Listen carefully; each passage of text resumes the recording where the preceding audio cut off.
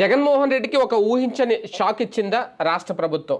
గుంటూరు వెళ్ళారు ఆయన మిర్చి యార్డ్లో రైతులను పరామర్శించడానికి. వాస్తవానికి ఈ మధ్యన రైతుల పరిస్థితి మరి అధ్వానంగా తయారైంది. ఒక మిర్చి రైతు అనే కాదు, ఒక కూరగాయలు పండించే రైతు, టమాటా రైతు, అంటే ధరలు ఎంత దారుణంగా పడిపోయాయి అంటే కనీసం వాళ్ళని ప్రభుత్వమే కాదు, ఎమ్మెల్యేలే కాదు, మంత్రులే కాదు, కనీసం ఎవరు పట్టించుకోవట్లేదు. ఇదే ప్రభుత్వం, ఇదే కూటమి, ఈ మూడు పార్టీలు ఒకవేళ ప్రతిపక్షంలో ఉండుంటే మేబీ వాళ్ళ చుట్టూ తిరిగి ఉండేవేమో. ఓకే, ఆలస్యంగా స్పందించినా ఎప్పుడు చేసినా జగన్మోహన్ రెడ్డి అయితే వెళ్ళారు, మాట్లాడారు. కాకపోతే అక్కడ జగన్మోహన్ రెడ్డి మీద ఇమీడియట్గా ఒక్క రోజులోనే ప్రతీకారం తీర్చుకుందా రాష్ట్ర ప్రభుత్వం అన్నట్టుగా ఉంది. కనీసం చుట్టుపక్కల ఒక్క కానిస్టేబుల్ కూడా కనిపించలేదు. లోకల్ పోలీసులు ఏమయ్యారో తెలియదు. అంటే అక్కడ సెల్ఫీల కోసం వాళ్ళందరూ వైసీపీ అభిమానులే కావచ్చు, జగన్ ఫ్యాన్స్ అయ్యి ఉండొచ్చు. కనీసం ఆయన మీద పడిపోతుంటే ఆయన నియంత్రించుకున్నారు, కానీ కనీసం ఎవరు కూడా పక్కకు లాగలేని పరిస్థితి. ఆ వీడియో చూస్తే పక్కనే ఉన్న అంబటి రాంబాబు కూడా ఆయన వెళ్ళిపోతున్నారు అక్కడి నుంచి, అంటే వాళ్ళని కంట్రోల్ చేయలేక. ఏంటి అంటే నిన్న పోలీస్ వ్యవస్థ గురించి మాట్లాడారు కాబట్టి అన్యాయం చేసిన పోలీసుల్ని బట్టలు ఓడదీసి నిలబెడతాం అనే మాట మాట్లాడారు కాబట్టి ఇమీడియట్గా పోలీస్ వ్యవస్థ ఆయన గాలికి వదిలేసిందా, లేదంటే ప్రభుత్వమే ప్రతిపక్ష నాయకుడిని గాలికి వదిలేయమని చెప్పిందా? ఇలాంటి ప్రశ్నలు అయితే రేజ్ అవుతున్నాయి. ఇదే అంశం మీద చర్చించే ప్రయత్నం చేస్తాం. అంతకంటే ముందు అసహనం వ్యక్తం చేస్తూ జగన్ గారు మాట్లాడిన మాట ఒక్కసారి విందాం. పరిస్థితి ఏమిటి అంటే ఒక ప్రతిపక్ష నాయకుడు ఇక్కడికి వస్తున్నాడు అనంటే, రైతులతో మాట్లాడే ప్రయత్నం చేస్తున్నాడు అనంటే కనీసం పోలీసుల భద్రత కూడా చంద్రబాబు నాయుడు గారు ఇవ్వని పరిస్థితి. నేను ఇదే చంద్రబాబు నాయుడు గారికి చెప్తా ఉన్నా, ఎల్లకాలం ఈ ప్రభుత్వం ఉండదు. రేపొద్దున ప్రతిపక్షంలో మీరు కూర్చున్నప్పుడు ఇదే మాదిరిగా పోలీసు భద్రత మేము తీసేస్తే ఎలా ఉంటుందో ఒక్కసారి ఆలోచన చేసుకో చంద్రబాబు. నువ్వు చేస్తా ఉన్నది కరెక్టా కాదా అన్నది కూడా ఒకసారి ఆలోచన చేసుకోమని చంద్రబాబు నాయుడు గారికి ఈ సందర్భంగా గట్టిగా. రైట్ సార్, ఇది పరిస్థితి. వాస్తవానికి మొన్నటి వరకు ఈయన అధికారంలో ఉన్నారు. అప్పుడు వాళ్ళు, ఎందుకంటే పవన్ కళ్యాణ్ గారు కూడా వారాహి యాత్ర నిర్వహించారంటే ఎంత సెక్యూరిటీతో, ఎంత భద్రతా వలయంలో ఆయన వెళ్ళారో మనం అందరం చూసాం. చంద్రబాబు నాయుడు గారికి ఎలాగా జెడ్+ కేటగిరీ సెక్యూరిటీ ఉంటుంది, దాంతోపాటు ప్రతిపక్ష నాయకుడిగా కూడా భద్రత కల్పించారు. కానీ ఏంటి ఇప్పుడు జగన్మోహన్ రెడ్డి గారి విషయంలో వివక్ష, కుట్రకోణమా, ఇదో కొత్త రాజకీయమా? లాస్ట్ ట్రిప్ ఒక 4-5 రోజుల క్రితం అనుకుంటాం మీ డిబేట్లోనే చెప్పా, జగన్ చూసుకోవాల్సింది నెక్స్ట్ ఎలక్షన్స్ దాకా తను బతికి ఉండటం, అట్లాగే తన వాళ్ళని బతికించుకోవడం. ఇక్కడ ముఖ్యమైనటువంటి వాళ్ళని, ఎస్పెషల్లీ జగన్ బతికి ఉండటం అనేటటువంటి కాన్సెప్ట్ని జాగ్రత్తగా చూసుకోవాలి. ఎందుకంటే ఇక్కడ మనకి బలమైనటువంటి ఒక వ్యక్తి బలంగా తయారవుతున్నాడు, ఇక ఇతను వలన మనకి డేంజర్ అనుకున్నప్పుడు మన దగ్గర ఉన్నటువంటి రాజకీయం, దరిద్రపు రాజకీయం ఏంటంటే ఎలిమినేషన్ అన్నటువంటిది, తొలగించడం మనుషుల్ని అన్నటువంటిది చాలా క్లియర్గా కనబడే పిక్చర్. అంటే ఏంటి, జగన్ చంపేస్తారా? జగన్ని మనం ఏం చంపక్కర్లేదు కదా. ఇప్పుడు ఆ తొక్కిసలాట ఇందాక కనుక ఇప్పుడు అందరూ వైసీపీ అభిమానులే, ఫోటోల కోసం సెల్ఫీల కోసం ఎగబడుతుంటారు. ఊపిరి ఎక్కడ ఆడుతుంది ఆ టైంలో? కొన్ని బయటికి తీసుకెళ్ళడం ఎట్లా సాధ్యమవుతుంది? అవును, ఇది ఎట్లా ఉంటుందంటే మనకి చూడ్డానికి జనం ఎగబడుతున్నట్టు కనబడుతుంది, అందులో ఆ తొక్కిసలాట లాగా జరిగిపోతాయి. ఇప్పుడు గబక్కన ఎవడన్నా ఏదైనా వెనకరించి ఏదైనా చేశాడు అనుకోండి, అందరూ పరుగులు పెడతారు. అప్పుడు జగన్ మీద అందరు పడితే ఏంటి పరిస్థితి? ఇది నెంబర్ 1. నెంబర్ 2, ఇందులో ఎవడన్నా ఏదైనా చేస్తే వాడు రేపు పొద్దున వచ్చి నేనే కావాలనే చేశాను, జగన్ నాకు మా ఇంట్లో వాళ్ళకి అట్ట చేశాడు ఇట్ట చేశాడని చెప్తే ఏముంది? జరిగినాయి కదా గతంలో. ముఖ్యమంత్రిగా ఉన్నప్పుడే రాళ్ళదాడి జరిగింది. ఇప్పుడు ఎక్కడో ఒకప్పుడు వంగవీటి రంగ ఒక బలమైన నాయకుడిగా తయారవుతున్నాడు రాష్ట్రం మొత్తంలో కూడా. అంటే వాస్తవంగా కోస్తా జిల్లాల్లో ఉన్న నాయకుడు, రాష్ట్రం అంతా పాపులారిటీ సంపాదించింది అప్పట్లో వంగవీటి రంగాన్ని. ఎన్టీ రామారావు తర్వాత, ఎన్టీ రామారావు అంటే సినీ నటుడు, ఆ తర్వాత రాజకీయాల్లోకి వచ్చారు, ఆయనకు ఉండే చరిష్మా ఆటోమేటిక్గా ఉంటుంది. ఆ తర్వాత ఎక్కడో ఎందుకు పవన్ కళ్యాణ్ గతంలో గుర్తుందా, ప్రతిపక్షంలో ఉన్నటువంటి సందర్భంలో అతను వెళ్తుంటే అతనికి సెక్యూరిటీ లేకుండా చేస్తేనే కదా, అతని పడుకుని ఉన్నటువంటి ప్రదేశంలో బైకులకి వెనకాల పేర్లు లేకుండా, నెంబర్లు లేకుండా తిరగటం, రాళ్ళు వేసినప్పుడే కదా అతను ఆగ్రహం వ్యక్తం చేసింది. ఇది 2019కి ముందు. అట్లాగే ఇప్పుడు బేసిక్గా ఏంటంటే భద్రత అనేటటువంటిది లేకపోతే వాళ్ళంతటా వాళ్ళే చేస్తారు. ఇది ఒక ఎత్తుగడ. దీంట్లో వ్యవస్థలు మన చేతుల్లో ఉన్నాయి, రేపు అయినా ఇప్పుడు మొన్న ఒకటి ఓటీటీ ప్లాట్ఫామ్లో సినిమా చూసా, మన బాలాకోట్ గురించి వెబ్ సిరీస్ అనమాట.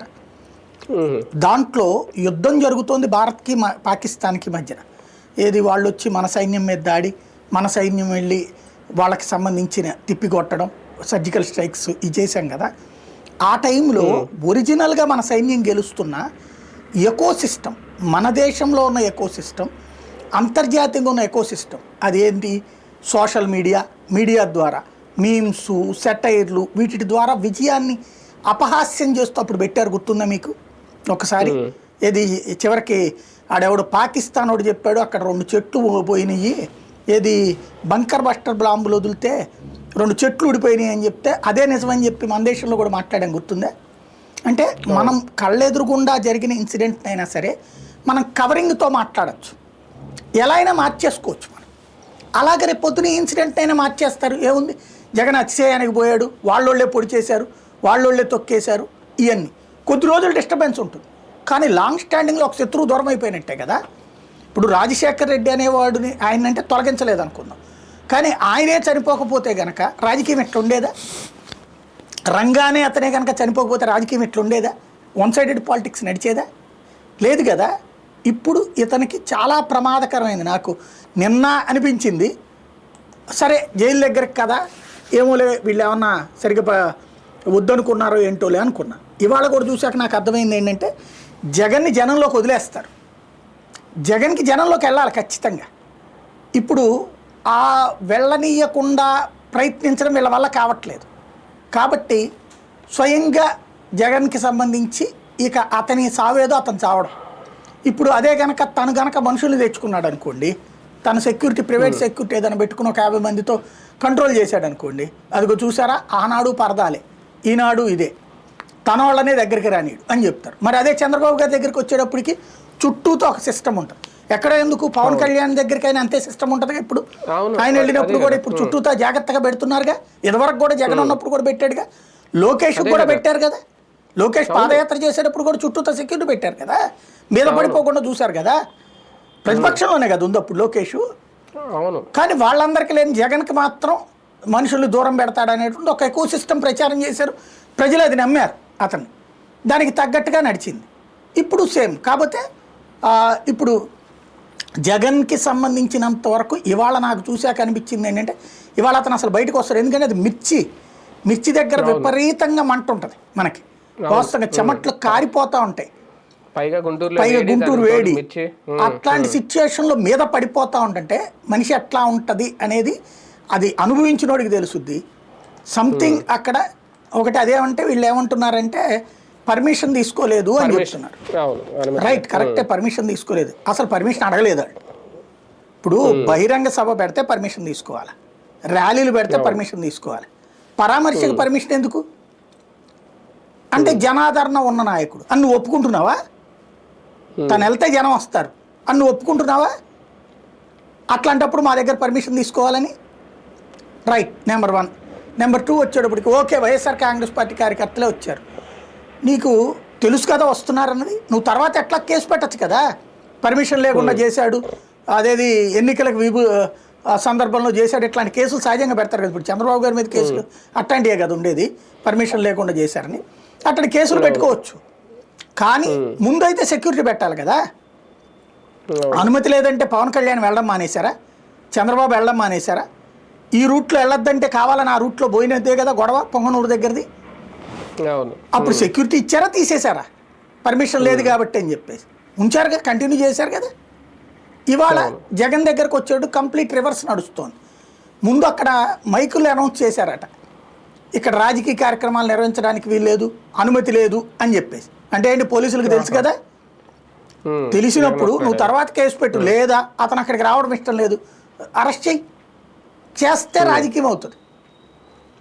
ఇప్పుడు ఇక్కడికి వచ్చి అతను చావేది అతను చావాలి, మేము దగ్గర లేము, మాకు సంబంధం లేదు, పర్మిషన్ తీసుకోలేదు ప్రభుత్వానికి. అంటే ఇదే గనక చంద్రబాబు గారి ఇంటి పక్కన ఆ కృష్ణానది మీదన ఆ కరకట్టకి సంబంధించి డ్రోన్ సర్వే చేస్తే, చంద్రబాబు గారి ఇంటి మీద డ్రోన్ ఎగరేశారు, బాబు గారి సెక్యూరిటీకి ప్రమాదం. లేకపోతే ఆయన ఉన్నటువంటి జైలు ఏరియాలో అదేది డ్రోన్ ఎగరేశారు కాబట్టి చంద్రబాబు గారిని అవమానించడానికి, లేదా ఆయన సెక్యూరిటీకి థ్రెట్. అలాగే ఆయన కరకట్ట దగ్గర ఉన్నటువంటి సందర్భంలో సెక్యూరిటీ థ్రెట్. జగన్ ఇంటెదురుగుండా గడ్డి తగలబడుతుంది. ఆ ముక్క పోలీసులు ఆర్పల, వాళ్ళ ఆఫీసులో వాళ్ళే పరిగెత్తుకెళ్ళి ఆర్పుకున్నారు. ఆర్పితే సిగ్గుపడాల్సింది ఎవరు? సెక్యూరిటీ కదా. జగన్ ఇంటెదురుగుండా, పోని పక్కన ఆ మూలలో ఈ మూలలో కాదు, కరెక్ట్గా ఇంటెదురుగుండా. దానికి రివర్స్లో ఏం చేస్తారంటే, నువ్వే ఆధారాలు పట్టురా, నీ సీసీటీవీ ఫుటేజ్ ఎతుకు, లేకపోతే ఇంకోటి ఎతుకు, ఎవరు తగలబెట్టారు నువ్వు చెప్పు, అప్పుడు మేము కేసు కడతామని చెప్తున్నాడు.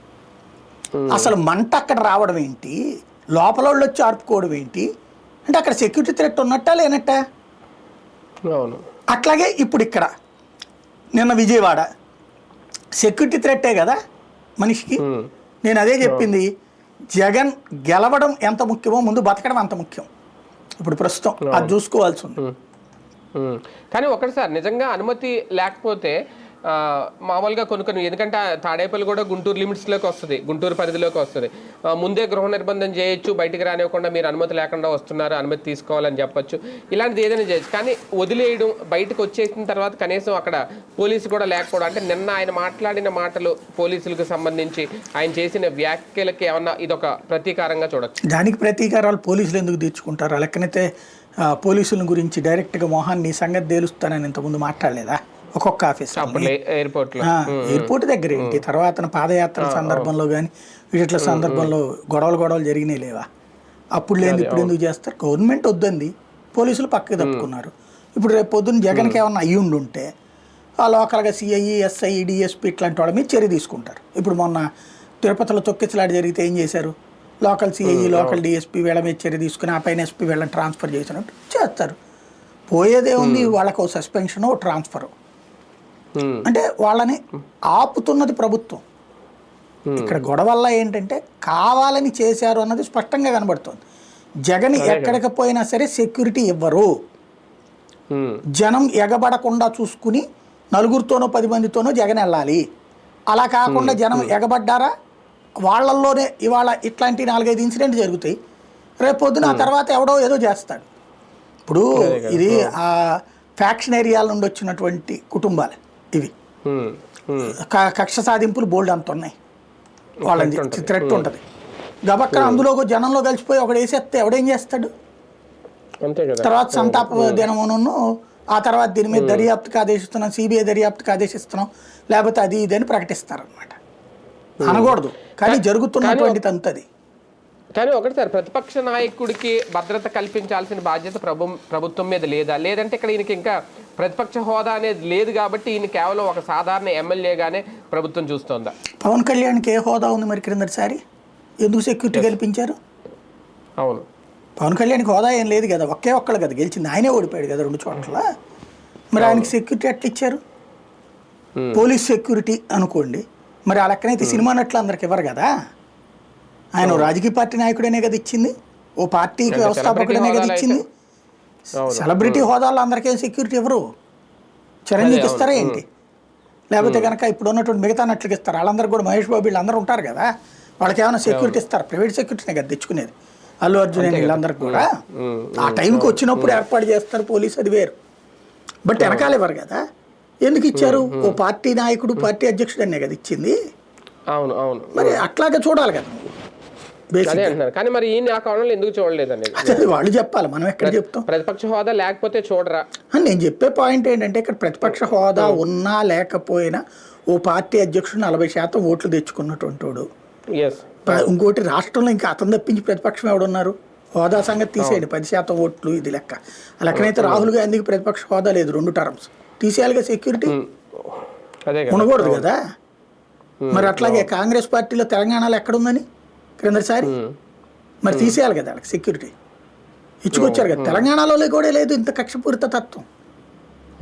సరే విమర్శలు ఉంటాయి, గొడవలు ఉంటాయి, ఇవి ఉంటాయి, కానీ మనుషుల్ని ఎలిమినేట్ చేయాలనేటటువంటి సిస్టమ్, మనుషులకి భయపెట్టాలనేటటువంటి సిస్టమ్ ఈ స్థాయిలో అయితే లేదు అక్కడ కూడా. ఇందులో మరో కోణం కూడా ఉందా? జగన్మోహన్ రెడ్డి గారి గొంతు ప్రజలకు వినిపించకుండా, ఎందుకంటే అసలు కాన్సెప్ట్ ఏంటి అంటే అక్కడ మనం దీని మీద ఎంతసేపు మాట్లాడుకోరు. అసలు ఏంటి, రైతుల గురించి ఆయన వెళ్ళారు, మిర్చి యార్డ్లో అక్కడ మిర్చి ధర గురించి, లేదంటే ఈ మధ్యకాలంలో ఈ కూరగాయలు పండించే రైతులు కూడా, ఎందుకంటే ఆర్బీకేలు ఎప్పుడైతే నిర్వీర్యం అయిపోతున్నాయో రైతుల పరిస్థితి అధ్వానంగా మారిందనేది అసలు విషయం. ఎందుకంటే అక్కడ ఆయన వాయిస్ చూసి నిన్నకి ఇవాళకి మీరు డిఫరెన్స్ చూస్తే ఆయన గొంతు చించుకొని అరుస్తున్నారు, గొంతు ఒక రకంగా పగిలిపోతుందేమో అనిపిస్తుంది, కానీ ఆ వాయిస్ ప్రజల్లోకి వెళ్ళట్లేదు.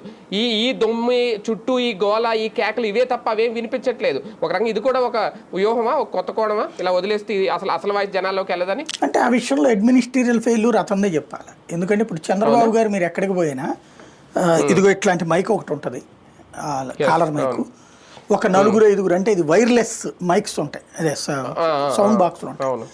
లోకేష్ అయినా అంతే మెయింటైన్ చేస్తారు, ఎక్కడికి పోయినా అవి ఉంటాయి సిస్టమ్. ఈయన అట్లా ఎందుకు పెట్టుకోవట్లేదు ఆలోచించాలి. బేసిక్ అదే కదా, 10 మందిని పెట్టుకోవాలా ఆ పని మీద, ప్రత్యేకించి ఒక టీం ఉండాలా, కాలర్ మైక్ జేబుకి పెట్టుకోవాలా, అదే సందర్భంలో మాట్లాడుతూ ఉండాలి ఆయన. ఈ మిగతాది నా అవసరమైతే 10 సౌండ్ బాక్సులు ఉండేది పెట్టుకోండి, అందరు తల పక్కన చేతిలో పట్టుకుని ఉంచండి, అది ఆటోమేటిక్గా ఉంటుంది అవకాశం. ఈయన కేసీఆర్ లాగా పాతకాల పద్ధతి పోతానంటే ఆయనకే దెబ్బ లేదు. ఇంకొకటి ఆ వెహికల్ కూడా పవన్ కళ్యాణ్ సిస్టమ్ చూడండి, మీకు ఆ పైన సన్ రూఫ్ సిస్టమ్ ఉంటుంది, దాంట్లోంచి పైకి వస్తాడు అతను, అటు ఇటు సెక్యూరిటీ ఉంటారు. ఇక్కడ వచ్చేటప్పటికి ఇతని అట్లా లేదు, చంద్రబాబు గారి ఫార్ములా ఫాలో అవుతున్నాడు. అంటే బాబు గారిది కూడా మీకు ఆ పక్కనే ఉంటుంది, ఆ లెగ్ స్పేస్ ఉంటుంది, అక్కడ నుంచి ఉంటారు బాబు గారు కూడా. ఆయన అట్లాగా పైన దీంట్లో ఉండరు సన్ రూఫ్ వికెట్లలో. కాబట్టి అదే విధానం ఈయన నడుస్తున్నది. ఇక్కడ ఏంటంటే కొంచెం తేడా వస్తే కింద పడిపోయే దగ్గర నుంచి ఇందాక చూశాను, చివరికి ఆ తొక్కిసలాట దాన్ని ఆ మీద పడిపోతున్న దాంట్లో సెల్ఫీలు అంటూ మీదకి వస్తున్నటువంటి సిచ్యుయేషన్లో ఒక గన్మెన్ ఏమో ఎదురు నుంచున్నాడు, ఇంకో గన్మెన్ వెనక. ఎదురు నుంచోవడం వల్ల జగన్కి ప్రాబ్లం, అదే జగన్ కనబడట్లేదని కేకలేశారు. దాంతో అతను దిగేసి మళ్ళీ అతను కూడా వెనక్కి ఉంచోవాల్సి వచ్చింది. ఆ ఫుట్ రెస్ట్ మీద ముగ్గురు ఎక్కడ పడతారు ప్రాక్టికల్గా?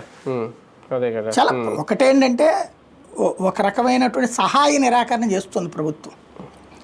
ఇది అన్డెమోక్రటిక్, ప్రజాస్వామ్య విరుద్ధమైనటువంటి వ్యవహారం. ప్రజాస్వామ్యంలో ప్రతి రాజకీయ పార్టీకి సంబంధించి ఆ అవకాశం ఇవ్వాలి.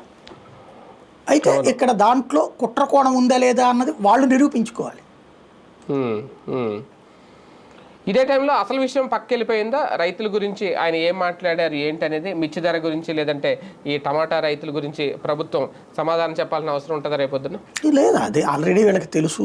అక్కడ అతను మాట్లాడిన తర్వాతనైనా మీడియా ముందు మాట్లాడతాడు, వస్తుంది. ఇదేం సోషల్ మీడియా యుగం, నోర్లు కట్టేసే రోజులు కాదు. ఇక్కడ ఏం చేస్తారు నాకు తెలిసి, ఈ పూట నుంచి మళ్ళీ మీమ్స్ వేస్తారు అతని మీదన, భయపడిపోయాడు, పొట్టోడు నొలిసిపోయాడు, అట్లెట్లాగని చెప్పేసి వేస్తారు. రేపు పొద్దున్న నెగిటివ్ స్టోరీలు రాస్తారు, పర్మిషన్ కూడా తీసుకుని అహంకారంతో ప్రవర్తిస్తున్నాడు, లేకపోతే కనుక ఎన్నికల సంగతి సీరియస్ అయింది. ఇప్పుడు జగన్ మిర్చి యార్డ్కి వెళ్తున్నాము రేపు అని చెప్పాక నిన్న కదా చంద్రబాబు గారు సమీక్షించింది. మిర్చి పనులు ఎప్పటి నుంచి బిగినాయి? దాదాపుగా 1 నెల రోజుల నుంచి జరుగుతున్నాయి మిర్చి అమ్మకాలు. మరి నిన్న సమీక్షించడం ఏంటి అంటే అక్కడ గుర్తించినట్టే కదా జగన్ ఎంత ఇంపాక్ట్ ఉంటుంది అనేది. రెండోది, ఆ సమీక్షించింది ఎవరితో? పేపర్లో వార్త వచ్చింది, వాట్సాప్లో ఒక మెసేజ్ వస్తుంది ఆయన సమీక్షించారంది. ఎవరితో సమీక్షిస్తారు నాకు అర్థం కాల. ఇప్పుడు ధరల స్థిరీకరణ ఇది పెడతాం, ధరలు ఏవైతే పడిపోతున్నాయో ఆ రైతులకు సంబంధించిన వస్తువులు మేము దాంట్లో ఇంటర్వెన్షన్ అంటారు. అంటే ఫర్ ఎగ్జాంపుల్ ఇప్పుడు టమోటా రేటు 3 రూపాయలు 4 రూపాయలు రైతుల దగ్గర పోతుంది అనుకోండి, మనం ప్రభుత్వం వచ్చి 6 రూపాయలకు 7 రూపాయలకు కొండ బిగించేస్తుంది. చెయ్యగానే అప్పుడు ఆటోమేటిక్గా 8 రూపాయలకు 9 రూపాయలకు ఇంకోటి కొంటాడు. దాన్నే మార్కెట్ ఇంటర్వెన్షన్ అంటారు. ఈ మార్కెట్ ఇంటర్వెన్షన్ అన్నటువంటిది చెయ్యాలి కదా. నువ్వు టమోటాకి చేశారా, కందికి చేశారా, ఇప్పుడు మిర్చికి చేస్తున్నారా? రేటు ఏ స్థాయిలో పడిపోయింది ఇప్పుడు గ్రౌండ్ లెవెల్లో కనబడుతోంది కదా. ఒకటేంటంటే రైతుల్లో మనకి ఆంధ్రప్రదేశ్ 67% మంది రైతాంగం వ్యవసాయం మీద ఆధారపడ్డారు. అంటే మన రాష్ట్రంలో ప్రజల్లో ఏది మనకి ప్రధానమైనటువంటి జీవనాధారం అంటే వ్యవసాయమే. తెలంగాణకి అయితే హైదరాబాద్ లాంటిది ఉంది, ఆంధ్రాకి లేదు కదా. వ్యవసాయం మీద మన ఆధారం. ఇందులో పక్కన అదేది మన బ్లూ ఫాక్సా దాని పేరేంటది ఇప్పుడు వచ్చినటువంటి జబ్బుల మూలంగా బర్డ్ ఫ్లూ మూలంగా కోళ్ళు దెబ్బతినేసి అయ్యి ఒక పక్కన దెబ్బతిన్నాయి. పౌల్ట్రీ రంగం రైతులు విలవిల్లాడిపోతున్నారు.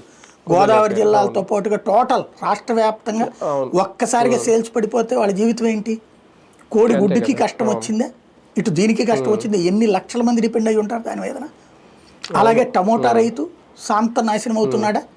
మిర్చి రైతు విలవిల్లాడుతున్నాడా? అసలు కూరగాయల రైతుకి ఎక్కడా ఇది లేదు. లేదండి అసలు. మరి ఇక్కడ ప్రభుత్వం ఏం ఆలోచిస్తున్నది అంటే ఇప్పుడు అక్కడ రేట్లు పడిపోవడం వల్ల జనాలకి తక్కువ రేటుకి వస్తున్నాయి. ఇప్పుడు మామూలుగా ఇదివరకు రేట్లతో పోల్చుకుంటే తక్కువ రేటుకి వస్తున్నాయి. కాబట్టి జనం మనల్ని సాటిస్ఫై అవుతారు అనేది వీళ్ళ ఎత్తుగడ. ఇప్పుడు అందులో ఇంటర్వెన్షన్ అవ్వగానే రేటు పెరుగుతాయి. వాళ్ళకి రేట్ ఎక్కువ వచ్చినప్పుడు బయట రేటు పెరుగుతుంది. ఇక్కడ రైతుల ఓట్ల కంటే కూడా జనం ఓట్లు ఎక్కువ కదా. ఇప్పుడు తక్కువ ధర కొనుక్కునే వాళ్ళు ఎవరన్నా చంద్రబాబుని తిట్టుకుంటారా? అమ్మయ్య కూరల ధరలు అందుబాటులోకి వచ్చినాయి ఈ టైపులో ఉంటుంది. అదే ఇక్కడ వీళ్ళు ఆశిస్తోంది. రైట్, చూద్దాం. మొత్తానికి గుంటూరు వెళ్ళిన జగన్మోహన్ రెడ్డి గారి మీద ఏమన్నా ఒక కుట్ర జరిగిందా అనే చర్చ అయితే నడుస్తుంది. రైతుల సమస్యల మీద స్పందించడానికి వెళ్తే, లేదంటే ప్రశ్నించడానికి వెళ్తే ఇలా చేస్తారా? ఒక ప్రతిపక్ష నాయకుడు కనీసం అక్కడ భద్రత కూడా కల్పించకపోవడం, అదే ఆయన చాలా సూటిగా ఘాటుగా ప్రశ్నించారు. దీనికి ప్రభుత్వం ఏం సమాధానం చెప్తుంది, ప్రజలు ఎలా చూస్తారు ఈ అంశాన్ని వేచి చూద్దాం.